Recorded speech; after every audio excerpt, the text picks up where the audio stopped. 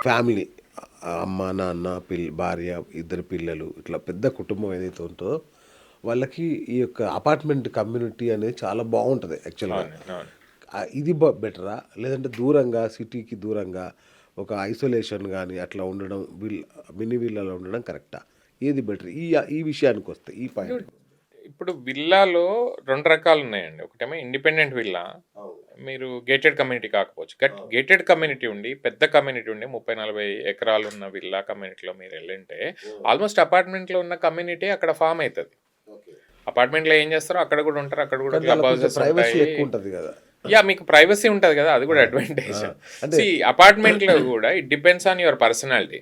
ఇప్పుడు నువ్వు కరెక్ట్. అపార్ట్మెంట్‌లో రిస్ట్రిక్ట్ అయ్యి కూర్చుంటే నీకు ఆ కమ్యూనిటీ ఉండదు. ఎక్కడున్నా ఒకటే so, if you are social it doesn't ఎక్కడున్నా మ్యాటర్. సోషల్. విల్లా అవును. కమ్యూనిటీ అయినా ఏదైనా you will have friends. Okay. డెఫినెట్‌గా ఇప్పుడు చూస్తే విల్లా కమ్యూనిటీస్‌లో మా ఫ్రెండ్స్ ఎంతోమంది ఉంటారు గదా! ఆ! మంచి నెట్వర్క్ ఫార్మ్ అయింది. హ్మ్. అందరు మీకు విల్లాస్‌లో అడ్వాంటేజ్ అంటే హోమోజీనియస్ కమ్యూనిటీ ఉంటది. అవును.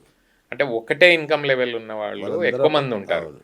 సో, యాస్పిరేషనల్ ఉంటారు. సో, వాళ్ళతో మనం కలిస్తే బిజినెస్ పర్స్పెక్టివ్‌లో, సోషల్ పర్స్పెక్టివ్‌లో, పార్టీ చేసుకోవడంలో, ఐడియాస్ పరంగా విల్లా కమ్యూనిటీస్‌లో చాలామంది కలిసి బిజినెస్‌లు చేశారు, వెంచర్స్ చేశారు. అలాంటివి జరిగినాయి విల్లా ఆ! కమ్యూనిటీస్‌లో. ఆ! ఎస్పెషల్లీ మీరు భూజా అనే ప్రాజెక్ట్ ఉంది. అవును. భూజాలో అయితే కొన్ని కోట్ల బిజినెస్ అవును. జరుగుతది. అవును.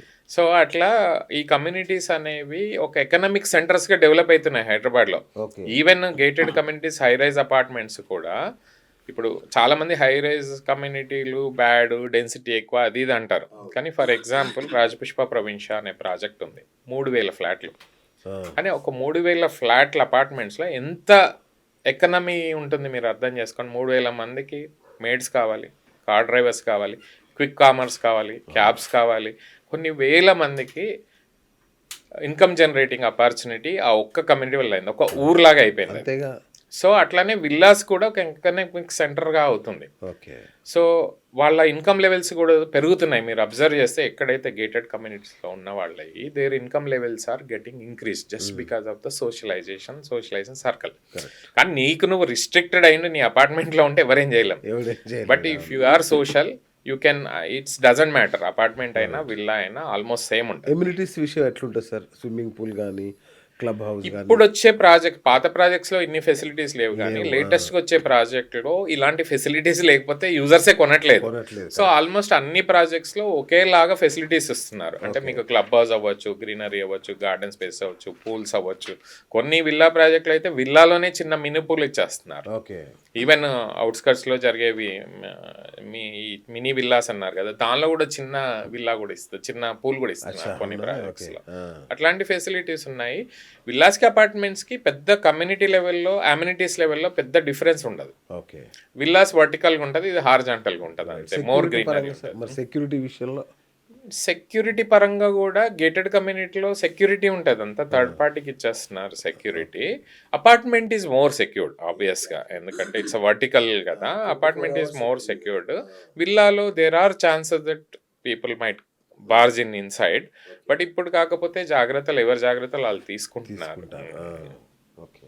ఆయన ఆబ్వియస్‌లీ ఇప్పుడు ఎవ్వరు గూడా మనోళ్ళు క్యాష్‌లు ఇవన్నీ ఉంచుకోవట్లే గదా! అవునవును. ఆల్మోస్ట్ జీరో అయితది. ఇంకా మూవింగ్ ఫార్వర్డ్ 4, 5 ఇయర్స్‌లో మనకసలు రెగ్యులర్ మనీ అంటూ ఉండదు. ఈవెన్ అవును. బంగారం, గింగారం గూడా ఏం ఇంతకుముందులాగా ఉండదు. ఎవరు అవును. కొని దాచుకునే పరిస్థితి గూడా అందరూ లేదు. తీసి ఆ బ్యాంక్‌లో బ్యాంక్ లాకర్స్‌లో పడేస్తారు. అవును. పెట్టేసుకున్నారు. సో, అవునవును.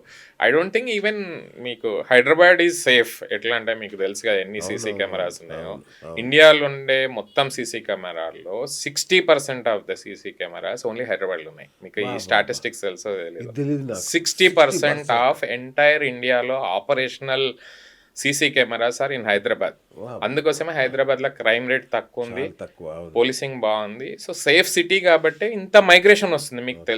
ఎవ్రీ ఇయర్ హైదరాబాద్‌కి 3-4 lakhs migration comes from all other states. States. అబ్బా!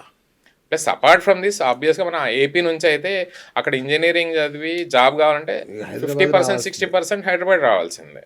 So, Hyderabad has become already a global city. అవును. కాకపోతే చిన్న చిన్న ఇష్యూస్ ఇంకా మనము అదే. ఇంప్రూవ్ అదే. జేసుకోవాలి. అవును. అంటే క్వాలిటీ ఆఫ్ లైఫ్ అవ్వచ్చు, ఎయిర్ క్వాలిటీ ఇండెక్స్ అవ్వచ్చు, పొల్యూషన్ లెవెల్స్ తగ్గించడం. ఇవన్నీ కొంచెం జాగ్రత్తగా గవర్నమెంట్ వర్కౌట్ చేసిందనుకోండి. Hmm. Hyderabad is like one of the best cities in India and as well as in some of the కంట్రీస్‌లో కొన్ని సిటీస్‌తో మనం కరెక్ట్. పోల్చుకోవచ్చు. అంటే ఒకవేళ బీఆర్‌స్ ఈ 5 ఏళ్ళు ఉండుంటే అది అయ్యేదేమో గదా! నో, డెఫినెట్గా BRS was pro business, pro builders, pro real estate అనేది నేను ఒప్పుకుంటా 10 ఏళ్లలో. At the same time Revanth Reddy గారు కూడా రియల్ ఎస్టేట్ బ్యాక్గ్రౌండ్ నుంచి వచ్చారు. ఆయనకున్న ఐడియాస్ ఉంటాయి కదా, ఇద్దరు సేమ్ చేయాలని లేదు కదా. దీని మీద కామెంట్ చేయండి. సో రేవంత్ రెడ్డి గారు కోర్ రియల్ ఎస్టేట్ బిజినెస్ నుంచి వచ్చారు. తను ఆల్రెడీ అన్ని క్రెడాయి షోలో కానీ ఎక్కడ రియల్ ఎస్టేట్ రిలేటెడ్ స్పీచ్ ఇచ్చినా తను ఒకటే చెప్తారు, నేను రియల్ ఎస్టేట్ బ్యాక్గ్రౌండ్ నుంచి వచ్చాను, నా రియల్ ఎస్టేట్ నేను చంపుకోను కదా, నాకు ఉన్న ఐడియాస్ నేను ఇంప్లిమెంట్ చేస్తాను, నేను చేసే ప్రాజెక్ట్స్ అన్ని పెద్దవి, అవన్నీ చేస్తే లాంగ్ టర్మ్లో హైదరాబాద్ బాగుంటుందని తను చెప్తూ వస్తున్నారు. ఇంప్లిమెంటేషన్ ఎంతవరకు అవుతుంది అనేది తెలియదు, కానీ the way the projects are being implemented, especially Musi rejuvenation, తర్వాత regional ring road, regional road, ఈ ఫ్యూచర్ సిటీ, ఇవన్నీ కూడా యూనో డెఫినెట్గా లాంగ్ టర్మ్లో ఇట్ విల్ వర్కౌట్. ఆయన ఉన్నప్పుడు అయితే తర్వాత అయితే అనేది అయ్యే పనా సార్? మూసీ రిజర్వేషన్ అనేది అయ్యే పనా? తలుచుకుంటే అవుతుంది. సబర్మతి అయ్యింది కదా, గుజరాత్లో సబర్మతి అనేది మూసీ రివర్ ఫ్రంట్, మీరు యూట్యూబ్లో వెళ్ళి సబర్మతి రివర్ ఫ్రంట్ అనేది చూడండి, బిఫోర్ ఆఫ్టర్ చూడండి. ఒక గుజరాత్లో అయ్యింది, మన హైదరాబాద్లో ఎందుకు జరగదు? గుజరాత్లో అవుతుంది సార్, అక్కడ కాదు, హైదరాబాద్లో. అట్లేం లేదండి, తలుచుకుంటే జనాలు తలుచుకుంటే, పీపుల్ తలుచుకుంటే, forget about government, when people of the state, people of the country రెస్పాన్సిబుల్గా ఉండి if they want to do it, డెఫినెట్గా జరుగుతుంది. మనం గట్టిగా తలుచుకోవాలి అంతే. ఇప్పుడు మనం సిటీ క్లీన్గా ఉండాలని మనమంతా 4 కోట్ల, మన హైదరాబాద్లో 2 కోట్ల మంది ఉంటారు, అందరు కలిసి అవుట్స్కట్స్ అంతా, మనం అంతా తలుచుకుంటే డెఫినెట్గా will make the city clean. అట్లాగే మూసీ మనకు రిజ్యునేషన్ కావాలి, thus is the necessity of this city moving forward for our generations అంటే డెఫినెట్గా గవర్నమెంట్ నుంచి అవుతుంది, జనాల నుంచి కూడా ఉండాలి. ఇప్పుడు అనేది గవర్నమెంట్ ఈజ్ మనమే, గవర్నమెంట్ అనేది సెపరేట్ కాదు కదా, మనమే ఎన్నుకున్న వాళ్ళం, మనం గట్టిగా తలుచుకుంటే డెఫినెట్గా అవుతుంది. అంతవరకు నాకు కాన్ఫిడెన్స్ ఉంది. మూవింగ్ ఫార్వర్డ్ కొత్త జనరేషన్ అయితే ఊరుకోదు, దే ఆర్ మోర్ ప్రో, ఏమంటారు, నేచర్ అండ్ అట్లాంటివి ఉన్నారు కాబట్టి డెఫినెట్గా రేపు ఫైట్స్ కూడా అవుతాయి మాకు కావాలి అని. ఈ రోజు కాకుండా 5 ఏళ్ళకో 10 ఏళ్ళకో. అంటే ఒక్కోసారి నిన్న వచ్చిన వరదలు చూస్తే జనాలు కొట్టుకుపోయారు, అసలు ఇంత మోకాల్లో నీళ్లు, ఇంటికి వెళ్ళడానికి 5-6 గంటలు పట్టింది ఆ వరదల నుంచి. అలాంటి చూసినప్పుడు హైడ్రా ఎఫెక్ట్గా పనిచేస్తే బాగుండేమో అనిపిస్తుంది నిజంగా, సీరియస్. ఇప్పుడు మీరు అన్నారు కదా లేక్స్ కొన్ని రిజ్యువినేట్ అవుతున్నాయి, లేక్స్ రిజ్యువినేట్ అయినప్పుడు మూసి ఎందుకు అవ్వద్దు? ఇప్పుడు మొన్న చేవెళ్ళ, వికారాబాద్ చేవెళ్ళ రోడ్డు 6 lanes చేస్తున్నప్పుడు పెద్ద పెద్ద చెట్లు ఉన్నాయి, కొట్టనీయలేదు, హైవే ఇస్తా అంటే. ఇప్పుడు మొన్న కోర్టుకి వెళ్తే కోర్టు ఏమన్నది, ఆ చెట్లు కొట్టకుండా పక్క నుంచి వేసుకోండి రోడ్ అని చెప్పింది. జనాలు తలుచుకుంటే అయింది కదా. సో మూసీ రిజ్యువినేట్ కూడా గవర్నమెంట్ చేయకున్నా జనాలు ఒక రోజు గట్టిగా కోరుకుంటే అది అవుతుంది. కోరుకోవాలి, మనం కాన్షియస్ అవ్వాలి, మన సిటీని మనం పరిరక్షించుకోవాలని అనుకుంటే కొన్ని మనమే అడగాలి గట్టిగా. కరెక్ట్.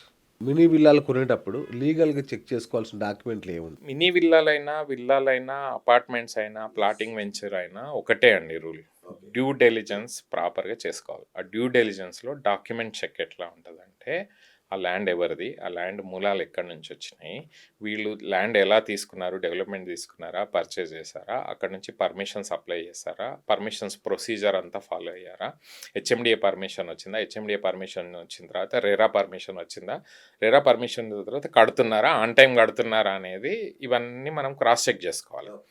లక్కీగా రెరా వచ్చిన తర్వాత ఈ డేటా అంతా పబ్లిక్లో కనిపిస్తుంది. మీరు రెరా వెబ్సైట్లో వెళ్ళి ఆ పర్టికులర్ ప్రాజెక్ట్ ఎంటర్ చేస్తే రెరాలో ఇన్ఫర్మేషన్ వస్తుంది. అందులో కూడా ఆ ప్రాజెక్ట్ సంబంధించిన ప్రతి డాక్యుమెంట్ బిల్డర్ అప్లోడ్ చేయాల్సిందే. థ్యాంక్స్ టు రెరా, డెఫినెట్గా రెరా వచ్చిన తర్వాత ట్రాన్స్పరెన్సీ అనేది పెరిగింది. సో అవన్నీ చెక్ చేసుకోవడానికి పబ్లిక్ డాక్యుమెంటేషన్ ఉంది. సెకండ్ ఏంటంటే, మీరు చేయలేదనుకోండి, ఆటోమేటిక్గా 10 మందిని అడిగితే ఆబ్వియస్గా ఇన్ఫర్మేషన్ ఇచ్చేవాళ్ళు ఉన్నారు. అలాగే agents, professional real estate companies కూడా వచ్చినాయి. మీరు వాళ్ళని అప్రోచ్ అయితే డెఫినెట్గా వాళ్ళు వెరిఫై చేసుకొని మీకు చెప్తారు. అలాగే లీగల్ ఎక్స్పర్ట్స్ కూడా గ్రో అయినారు. 10 ఏళ్ల కిందట లీగల్ ఎక్స్పర్ట్ ఎవ్వరు లేరు. ఇప్పుడు హైదరాబాద్లో గూగుల్ సెర్చ్ చేస్తే లీగల్ ఎక్స్పర్ట్ ప్రాపర్టీ లాయర్స్ అంటే 50 మంది లాయర్స్ కనిపిస్తున్నారు. వాళ్ళకు 5,000 10,000 ఇస్తే మినిమల్ ప్రైస్లో వాళ్ళు వెరిఫై చేసుకొని ఇవన్నీ ఉన్నాయా లేదా అనే చెక్ లిస్ట్ చేసి చెక్ చేసి ఇస్తారు. సో మీరు 2 కోట్ల ప్రాపర్టీగా ఉన్నప్పుడు 10,000 5,000 అమౌంట్ కట్టి చెక్ చేయడం దాని కాదు. మీకై మీరు ఓన్గా కూడా చేసుకోవచ్చు, కొంచెం మీకు టెక్నాలజీ ఐడియా.